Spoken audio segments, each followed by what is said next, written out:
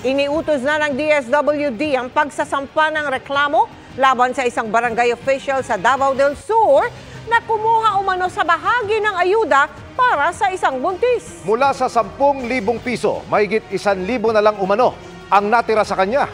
Sumbong pa ng biktima, kinuha ang kanyang ayuda para raw mas maraming makatanggap na iba. Nakatutok si Marisol Abduraman. Gahapon sa DSWD. Inilabas ng babaeng ito ang kanyang tuwa nang mag-post sa social media matapos makatanggap ng ayuda mula sa Department of Social Welfare and Development o DSWD sa Davao del Sur. Ipinakita pa na nagdadalang taong recipient ang sobrang may lamang 10,000 pisong cash aid sa ilalim ng Assistance to Individuals in Crisis Situation Program o AICS. Pero ang kanyang tuwa napalitan ng hinagpis. Sakit kayo, grabe ka. Sakit kayo, grabe ang bukina dito. Sa malungoy, buntis pa dyan ko.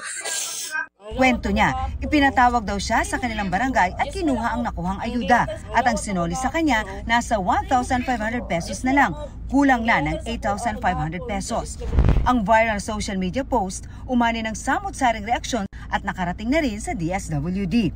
Ipinag-utos ni DSWD Secretary Rex Gatchalian ang pagsasampa ng reklamo laban sa barangay official na kumuha ng ayuda. Ang sumbong daw ng babae sa DSWD, kinuha ang kanyang ayuda para daw mas marami makatanggap.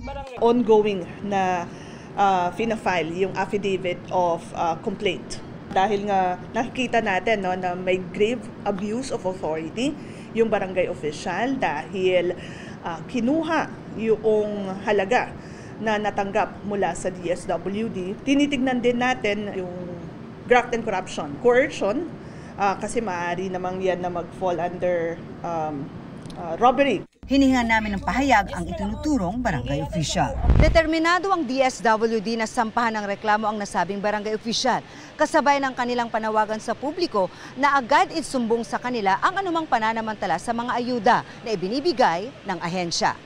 Para sa GMA Integrated News, Marisol Abduraman, nakatuto 24 oras.